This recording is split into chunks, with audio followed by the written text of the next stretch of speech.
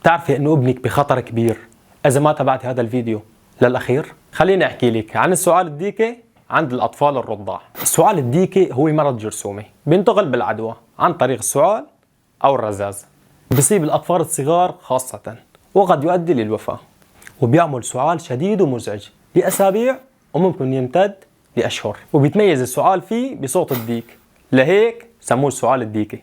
الوقاية منه حتما باللقاح اللي بنعطى مع لقاحات الطفولة ابتداء من عمر الشهرين لعمر ال5 سنوات.